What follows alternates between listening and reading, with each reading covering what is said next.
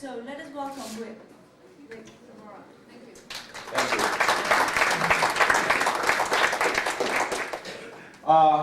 Most of us are pretty much aware that most of the computers that we have are probably are Windows-based.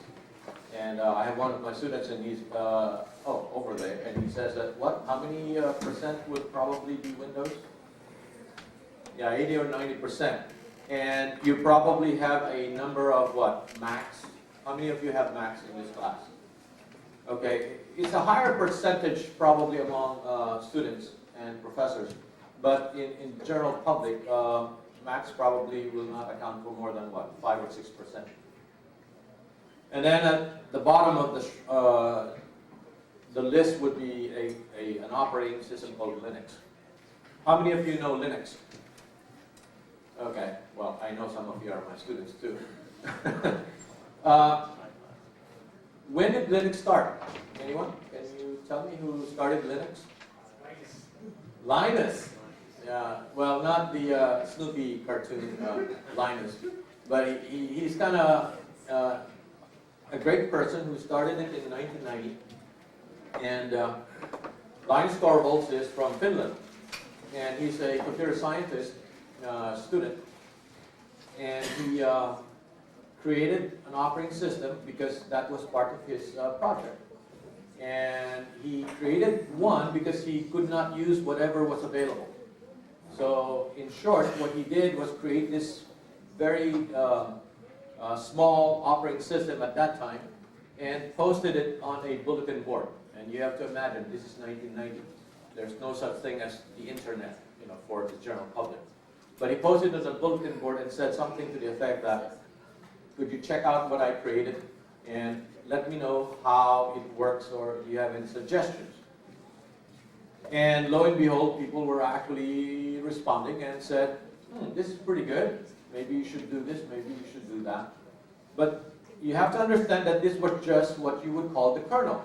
And an operating system is pretty complex, in the sense that you not only have the applications, which is what you have, but it has what you call a kernel, which is the heart and soul of any operating system.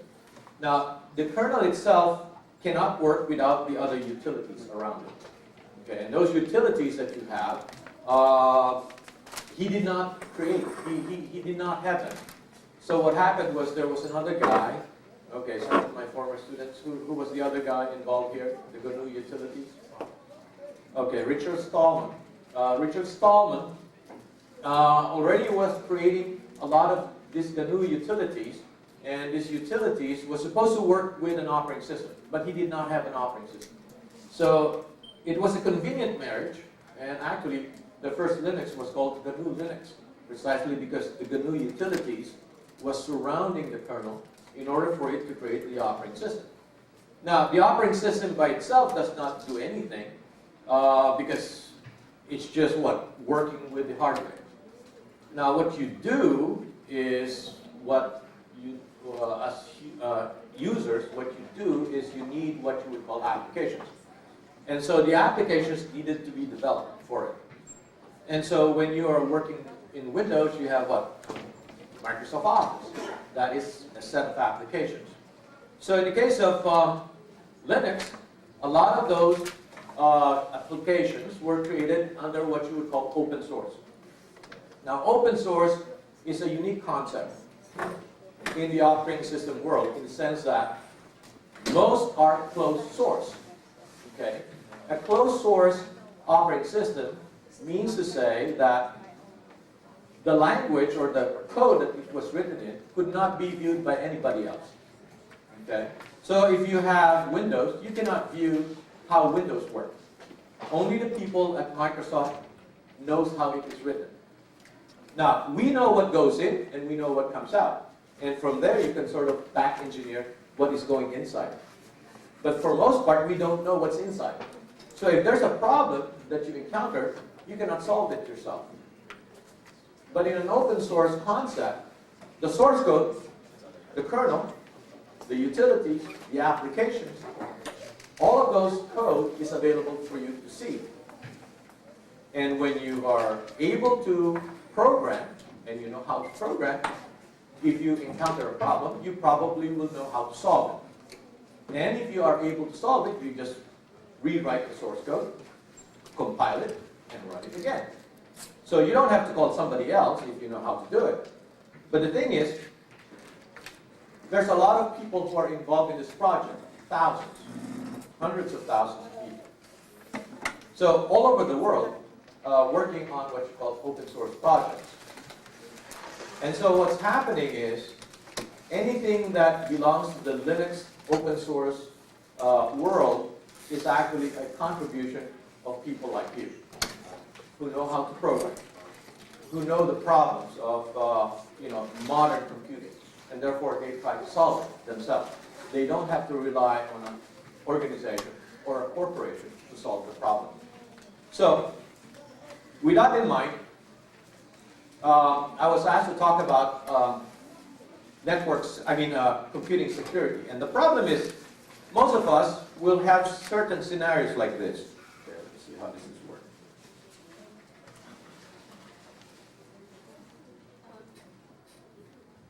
Oh. Just push. Huh? Just push. Push. Oh, I need to...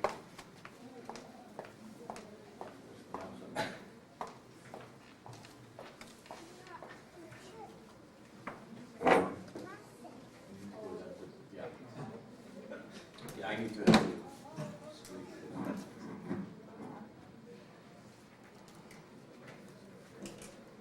Battery.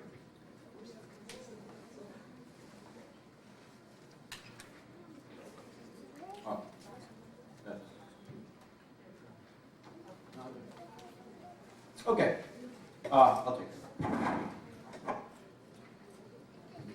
Most of us encounter a situation wherein we need to work, and we're in a very unfamiliar place. And most often, unlike this guy, he's got his own laptop, and several other guys here have laptops. And eventually, most of us, how many of you have smartphones?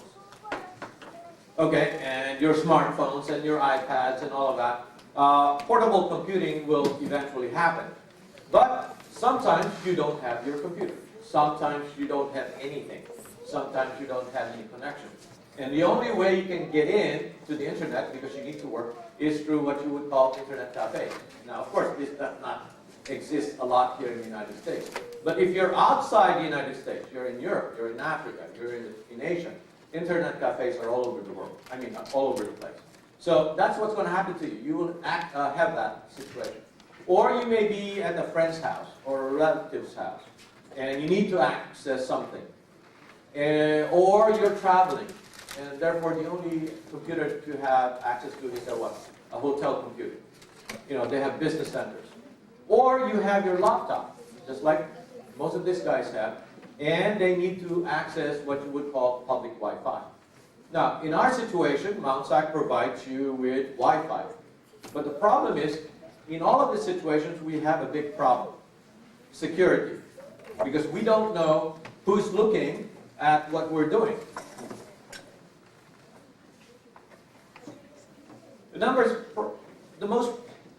The biggest problem is obviously the computers that are in public places are probably infected. So if you're going to work on something, well, whatever file you have can get infected.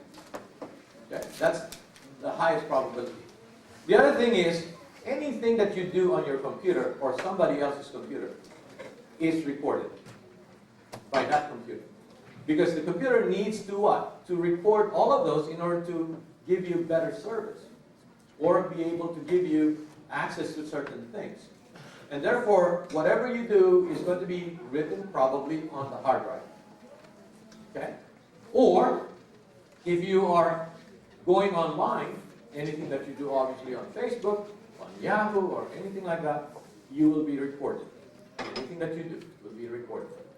So with all of those things, with those two problems alone, you have a big problem. Now, the third one is actually a threat, a big threat.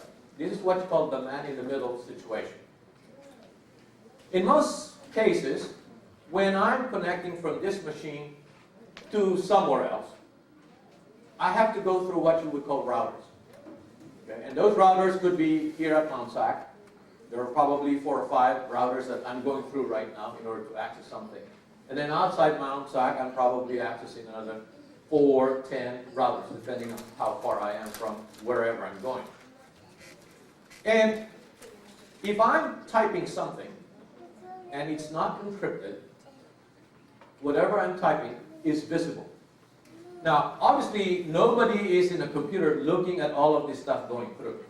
Nobody's doing that. This is all automated. They have software to figure out what is being what? Typed.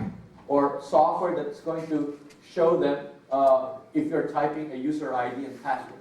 And that's all they are actually looking for. Unique data that they can use. Anytime you put maybe a phone number, an email address.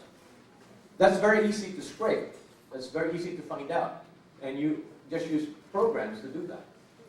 So what happens is that the man in the middle has software at internet routers or any Wi-Fi or internet service provider.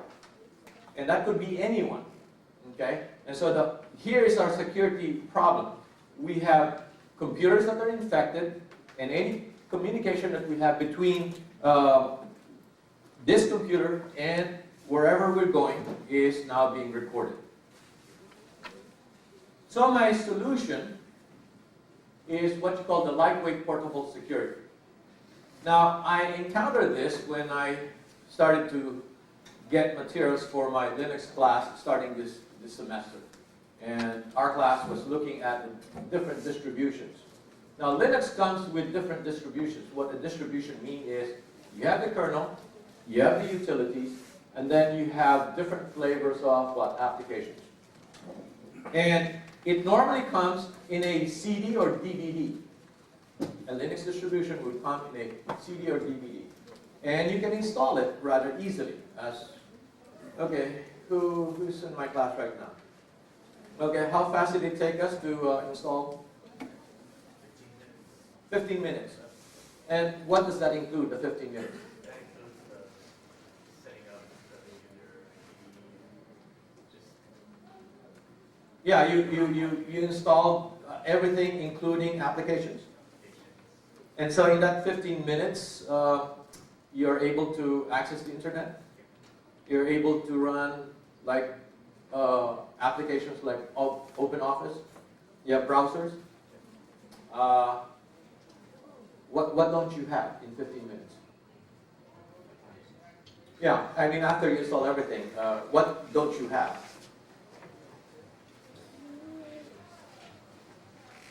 Do you have any application that you wish you had for basic computing? After 15 minutes of installation, do you have everything that you need? Okay. In the past, when I used to teach this class about 10 years ago, it would take us, probably 1 or 2 days to do this. It was a lot more complicated. But nowadays, you put in a CD or DVD, and when it starts running, it says, do you want it to install? And you say yes, and you follow several steps. It's just like Windows, you have to select what you want. And then at the end, you say install, and it installs. And after a few minutes, it reboots, and it asks you for a few more things, and then it starts running. And that's 15 minutes, one reboot. Okay? Now, if you were installing applications in Windows, how many times will you have to reboot? Each time. Every application, you have to reboot. Okay? Here, you installed hundreds of applications, no reboot. Okay? So the whole point is, this is actually an easier system to work with. Now, I don't know if you realize, I'm actually using this particular solution right now. I put in a USB, and I told that machine to boot up from the USB, and not from the hard drive. And I'm going to explain to you what are all the good things about this particular project. Now, this project obviously is from what? The Department of Defense. This is an initiative that was created in order to provide safe computing. Now, you can understand how the military feels about security, right? So I'm pretty sure they would want something very secure. The problem is they have a lot of contractors. my own son works for Raytheon, and he's probably working on something for the military because he doesn't want to talk about it, and he cannot. Okay, he has very high security, and therefore he cannot say anything. But I'm almost certain that this is what he's doing. He's working with a military unit and creating software or applications or anything like that. And he needs to communicate with them. Now, his office is near the airport, and obviously anyone that he's communicating with is not at the airport. It's probably somewhere else. So the point is they need that connection that needs to be secured. And in some cases, he might be traveling. And if he's traveling, he needs to have secure connections. And so the military decided, hey, we're going to create something that will provide our contractors a secure way of connecting. And this is the result. And as I said, I have that's only 250 megs of USB. I mean, it's an old USB. But it contains all of the applications that I need. Okay? And obviously, I do not have like Microsoft Office. I don't have anything of that sort. But I have the ability to connect to the internet, which I'm doing right now. The presentation is under Google Docs, so I'm not actually even carrying anything. None of the files that I'm using right now is on a USB. Everything is in the cloud. So what they have is 3 versions. It's basically the same thing, except that they have different features. So the very first one is what they call LPS Public. It provides for general web browsing. You can connect to any remote network, meaning to say if I am in Afghanistan and I need to contact Mountsac, I can do that. Okay. I can have what's called smart cards. The military uses a CIC or PIV type smart card. They have their own cards.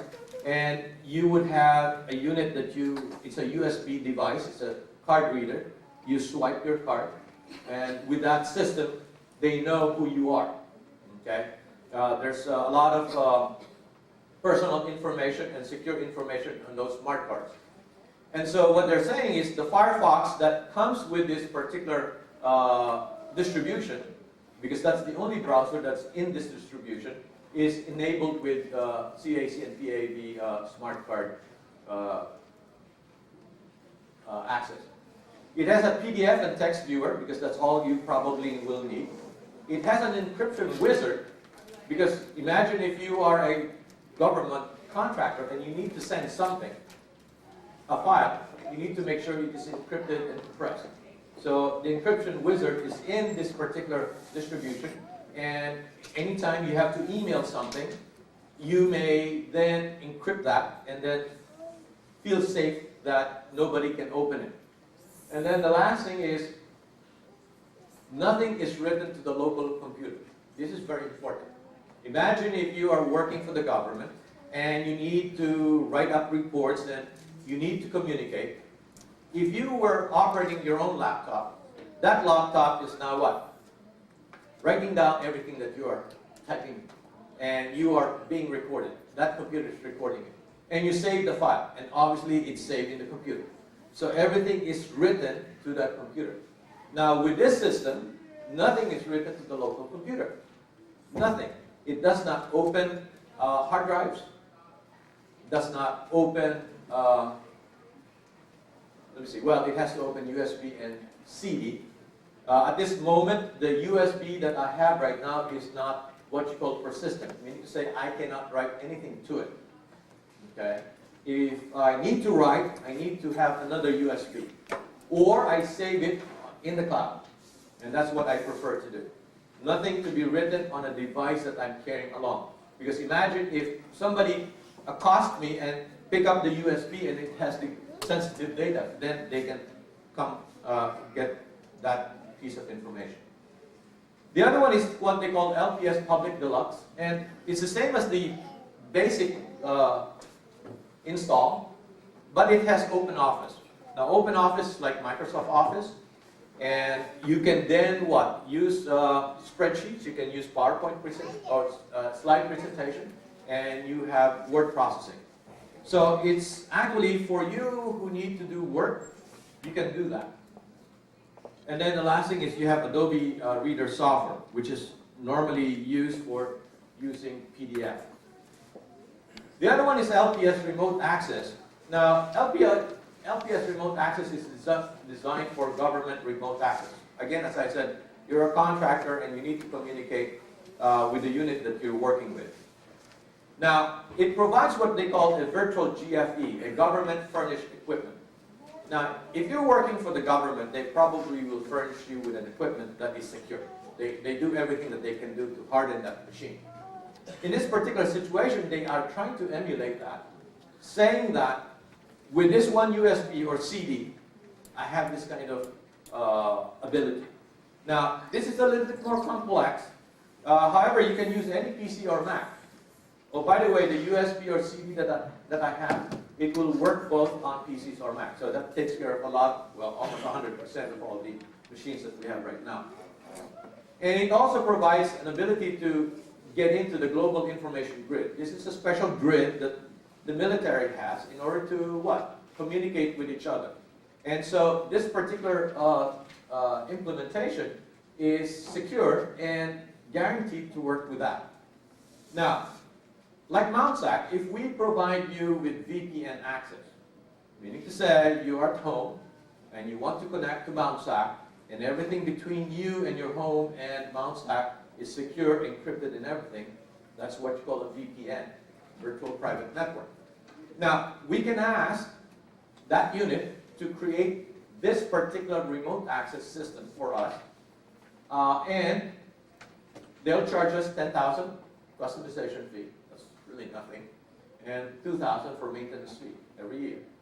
It's not too bad considering what kind of access you're being provided. You're being provided with access to what? MountSAC's computers or systems in a very secure fashion. And it will use any kind of virtual systems like Citrix or VMware. Okay, so what are the features of these three products?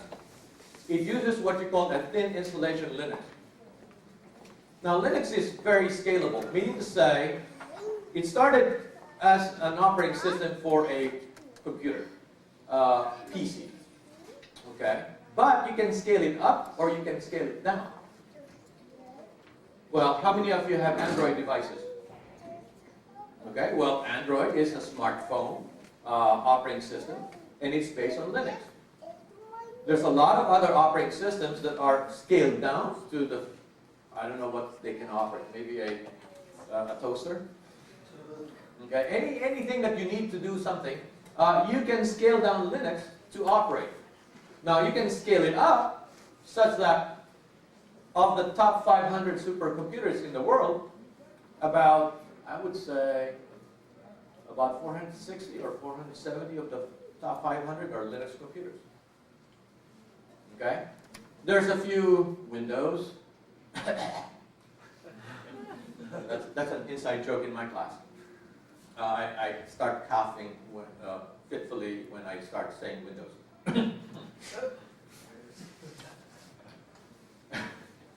So in any case, what do we need? We just need an x86 computer. That's basically it, an Intel-based computer. A bootable CD or USB. They prefer CD because CD is not writable. Okay? A USB is better because it is faster. Okay? RAM, you only need 512. If you want the deluxe version, because you have OpenOffice, you need 1 gigabyte, which is almost anything that we have. Even smartphones have 1 gigabyte of memory. You can use wireless, or cellular broadband device. I have not tested the last one. It says that it's iPhone compliant, that you could use an iPhone or an iPad to do this, but I'm not exactly sure how that's going to be done. So, how do you use this? Basically, you start with a computer, you put in the USB or the CD and boot that machine. Now, like that machine is a Dell machine, so when it comes to a certain screen, it would say press F12 or F11 or whatever number it is. You press it and it says from which do you want to boot up. Now, all operating systems are capable of doing this, and you can actually sequence your laptop or your machine to maybe boot up first on USB and then eventually the hard drive. The only problem, if you are using your hard drive all the time, it has to go through all of those before it starts the hard drive. But if you are in this kind of mode, then it's better to remember, oh, I better put it from USB to CD to, let's say, hard drive before I start. Now, the other thing is, if you really want to be safe, every time you access another service, you need to reboot. The reason for that is this. If you are probably just browsing the web, and you're browsing all sorts of places, and you might have clicked on something. Now, this system does not prevent that a malware or a spyware or anything will be downloaded to your computer. Now, however, you have to remember, when you put from the CD or USB, you're putting the stuff where? In RAM. Okay? It's all in memory. Nothing is being written to the hard drive at this point in time. So even if the malware comes in, the hard drive will never get it because it's not being addressed. There's no, this particular install makes sure that it doesn't touch the hard drive. But that malware or that virus is in RAM. It's in memory. So if you say, oh, let me go now to do online banking. Well, you have a problem. Because that malware could be running in memory and what? Extracting information. So what you have to do is quickly what? Reboot the system. And this doesn't take too much time. Probably half a minute or a minute. That's not a lot of time considering the security risk that you're preventing. So that's the whole point.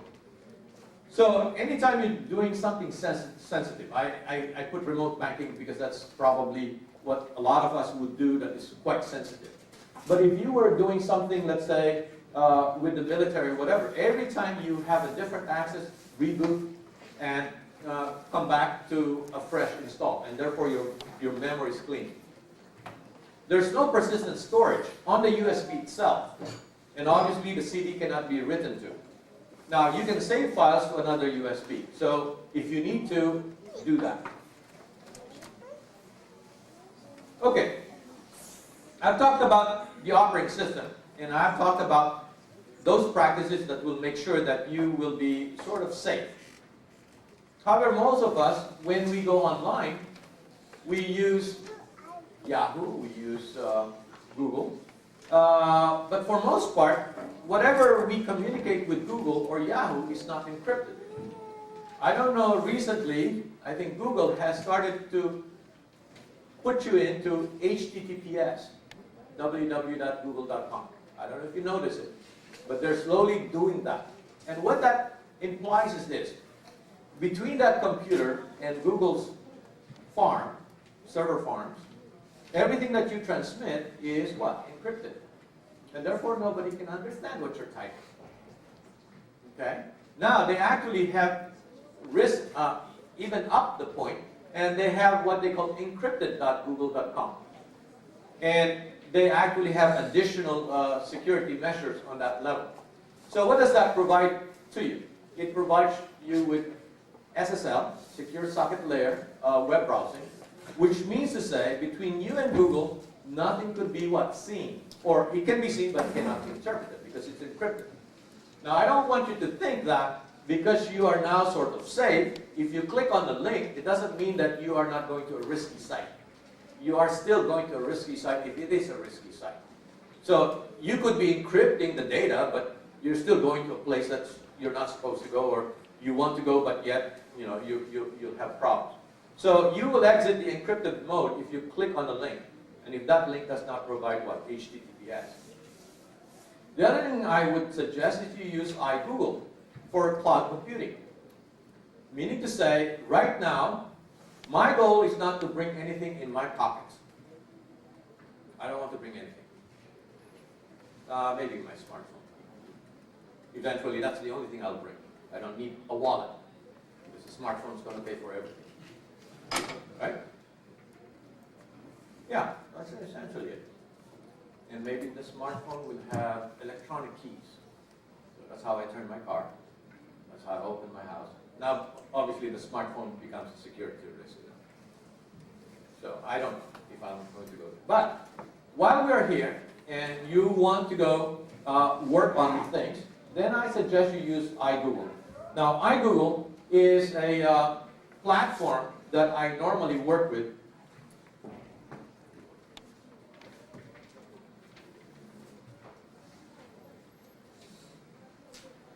And this is exactly my iGoogle site, and it contains everything that I need to work on. So, for example, if I need to do email, I obviously just go to what? Gmail. Okay. And if I want to do something else, then I need to go to my calendar. There you go. That's what I'm supposed to be doing right now. Okay. And then these are all my documents. Okay. And these are all the documents that are in relation to whatever I'm doing. And I can create folders and do all sorts of things. And then much, much more. So obviously all of these things are available to you. So it is really a complete application for me that when I came to this workshop, I did not have to bring anything because this presentation is actually on the iGoogle site.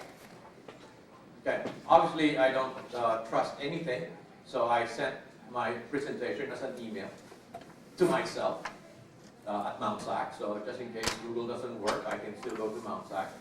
But I'm almost certain Gmail will work better than Mount SAC email. Okay, that's it. But I protect myself. I make sure that I have all of these files somewhere else, so I can take care of it. Now, what is Secure Socket Layer? Anytime you go to a website and it says HTTPS, just like right now, I'm in HTTPS, and remember, I'm doing Google Docs. So anything that I'm doing right now between me and Google is what? Encrypted. So everything that I've been presenting to you, people can see it, but they could not understand what I'm doing. Okay? So far, right now, whatever I've done is on Secure Socket Layer. So the encryption is provided.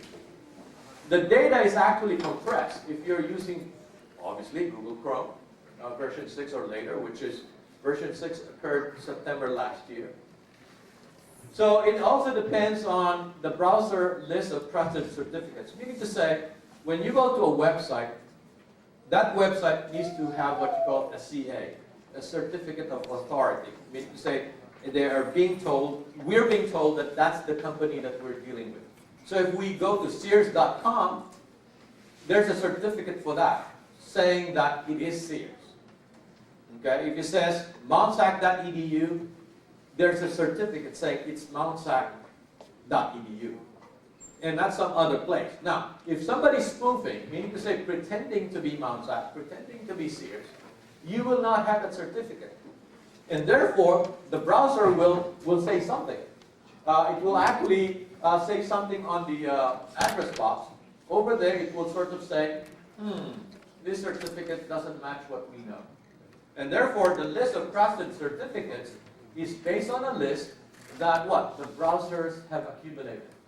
So Firefox, Internet Explorer, Chrome, they have accumulated all of these certificates and they know which ones are real. And so if you go to a site that doesn't match those certificates, they say, don't go there. Or if you go there, you're doing it at your own risk. And then, in my own situation, my browser preferences are as follows. Chrome, Firefox, and then it's either Safari or Internet Explorer.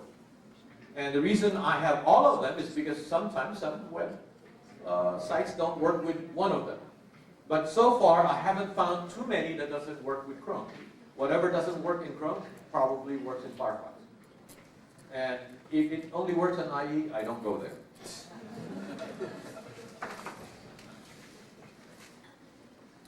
Okay, I cannot show you Chrome. How many of you use Chrome? Okay, that's very good. Almost 50%. That means to say you're quite aware.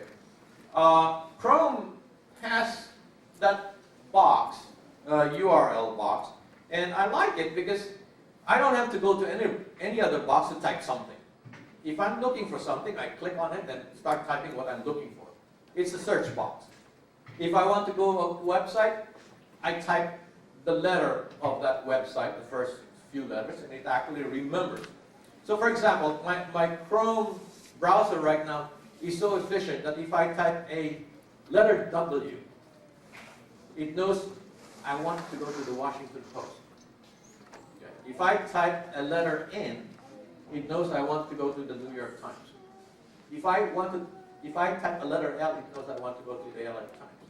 And it actually displays it, and it actually, if given enough time, it actually shows the web page already. I don't have to do almost anything. So I'm lazy. I don't want to type. And I'm not a touch typist, so it's a bother for me to go all over the place in order to type www dot whatever. So typing one letter is very efficient for me. And that's what Chrome does for me. It's auto-completion. There's what you call incognito mode, wherein Chrome itself does not even what? Register any history of what you're doing. I don't know if you know, but anything that you do, as I said, Google knows. Okay? But in this particular mode, the browser will not record. Now, how many of you do Google searches? How many of you have iGoogle accounts? Among those who have iGoogle accounts, do you know that anything that you do on browsing is recorded? Who knows? You know. So did you turn off something? What did you turn off? Yeah, there's a web browsing history that you can turn off. So I'm just telling you all of those secrets that even Google itself, which proclaims to not do evil, okay, they still can trace and do things regarding your activities, or they record it. But they record it for one simple reason: they need money. Well, they need advertisements. They need all sorts of things. You are not paying for the service. Well, we are, essentially. Think about it. If Nike, right, pays Google so that it will be number one on the list, or not necessarily on the list, but on the advertised list, then eventually Nike will charge you a ridiculous amount for a $10 shoe. Well, of course, you have to pay Kobe another $50 per shoe, or whatever. Okay, the other thing is tabs. Well, IE eventually now I think has tabs.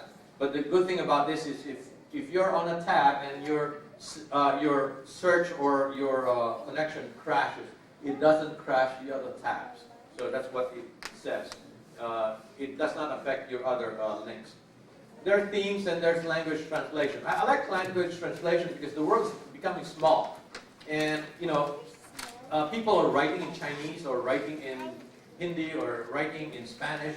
And while I understand Spanish a little bit, I'm not conversant enough. But if you go to Chrome, there is what it will immediately sense. You want to translate from Spanish to English. And you click on the button, everything that is on that page, even though it's in Spanish or German, will be translated to English. I mean, of course, it's not good because there's a lot of idiomatic expressions in any language, and therefore they all sound funny. But you get the gist. Okay, you get the gist. Oh, yeah, please. Look at that. Where was I? Oh, yeah. Next. IOS browsing practices. Make sure that you install your firewall and antivirus programs before you connect your computer. Okay, most of us will probably get some new computers over Christmas, hopefully. Maybe iPads or whatever you're using. But the first thing that you should never do is connect to the network. Okay. How many of you have heard horror stories that a PC is connected to the internet as soon as, as it's out of the box? How soon is that computer cracked? What are the stories that you hear? How fast? Huh? Oh, 5 minutes too long. Less than 20 seconds. If a computer is not protected, it will be hacked or cracked in 20 seconds. And that's because all the people who are trying to crack systems have an automatic system that shows up new IP addresses that come up or connect. And as soon as they see a new IP, they start sending the scripts. And all they do is think, oh, it's a new computer. It must be Windows 7. Because, 80%, 90% of computers will be what? Windows, right? So we'll hit that. We know all the problems with Windows 7. We can find this hole. If it's not Windows 7, oh, it's probably a Mac, but they don't bother with Mac right now. It's still 5%, so that's not a big deal. So they will actually look for something else. The other one is use your latest OS or applications. Meaning to say, obviously, if you buy a computer, don't put old operating systems. Buy the latest one and buy the newest applications. Because the idea is most of them are probably more secure than the old version. And make sure you have automatic update. Don't click on risky or suspicious links. That is very obvious. Now, don't open or download email attachments. I never do. I never do. Even from my very best friends. Especially if it's like a PowerPoint presentation, Microsoft Word, or spreadsheets. I never open. I would actually email them back and say, what is this that you sent if I'm really interested? For most part, I just chuck it, because most of the time it said, oh, this is funny, or this is nice. And I said, no, I don't need nice if it's going to make me suffer for 3 or 4 days. So I don't, okay? That's the simple thing. Now, obviously, a lot of my students send me stuff, and obviously, I need to know what they're sending me, so I always tell them, put on the subject box what this is all about. So if the subject box and the file looks the same, then I open it. Otherwise, I don't open it. Sign into a PC with limited access account. This might seem rather odd, but do not sign in as administrator or something like that. Even Windows provide you simple, if you're your own user, you can assign yourself very high levels of access. So you should create actually an account that is very low, meaning to say you cannot change anything. Because with that, then anything that cracks you will not be able to do much. Make sure you install your firewalls and antivirus programs. Actually, that goes with the first one. Did I copy that? Oh my God. Okay, and the last one, can you click on that one? Even Google itself, oh, no, the link. No, I don't know if it's going to work. Oh, it works. This is an old article, but let me scroll down. So it just says that there's a lot of things that you can do to your Gmail or to your Google applications, like turn off auto display of pictures, okay? Fine-tune Google Apps for your domain, meaning to say, make sure it is only for your account. Prevent Android from automatically signing into GChat. Prevent also Facebook or any of those networking sites to go into your smartphone. Because one of the things that they do is they hijack all of your contact list. I was, my smartphone was relatively new, so I was very happy I put Facebook. That was a bad idea because it hijacked all of your contacts. Well, this one is Buzz. Buzz doesn't exist anymore. All of those things, you need to turn them off. Disable safe search. Meaning to say there's an ability to make sure that your browser will also not go to dangerous places. And that one is pretty big. Turn off search history. Backup your app's data. Meaning to say, like for example, I have all my things in Google Docs. I need to back them up. I need to download that if I want to make sure that I have it. So even Google itself says you need to do certain things. So in order to have safe computing, I suggest that if you find yourself in this situation, and even if you're using your own laptop and you're going to a mall and there's free Wi-Fi. I would suggest that you use this. Therefore, even if they crack your system, it's only being cracked at the what? The RAM level. It's not being cracked at the hard drive level. Use encrypted.google.com. I suggest you use Google and its apps, because then anything that you do is in relation to Google and everything is encrypted. Even your own machine is probably cracked right now, and so everything that you're doing is what? Yeah, it's like everyone knows what you're doing. And the last one is very obvious. Thank you very much. Any questions? Use a virtual machine. How safe are you from some vulnerabilities like viruses and stuff like that from getting onto your host machine? Well, virtual machines are very good solutions, and I'm happy to announce, and most of you are probably already aware, the business division and especially the CIS department is going great guns on virtualization. We actually have right now 2 or 3 rooms, and we will probably have 4 or probably the whole building 17 virtualized by the end of the year, or at least this school year. And we anticipate we're moving into building 18. But it doesn't affect your roof, your host, your main host? Well, what happens there is each of the instance that is being run could be infected, but you can isolate that. You can isolate that. There are ways to do that.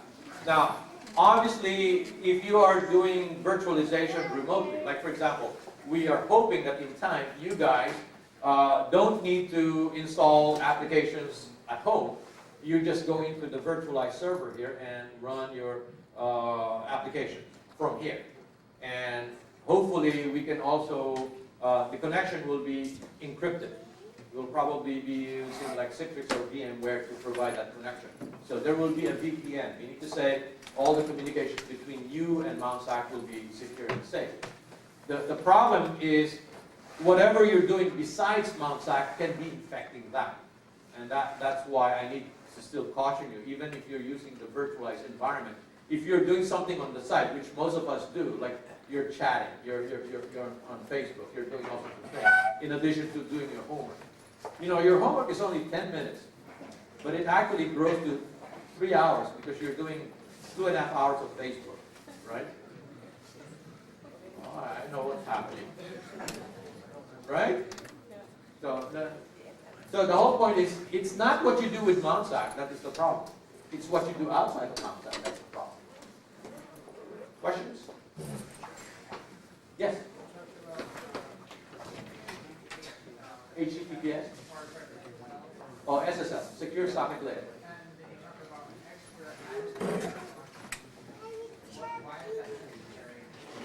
I'm not exactly sure. I still have to read on the encrypted.google.com, but I remember seeing something to the effect that in that particular situation, they're assuring that most of the links that they provide will probably be safe.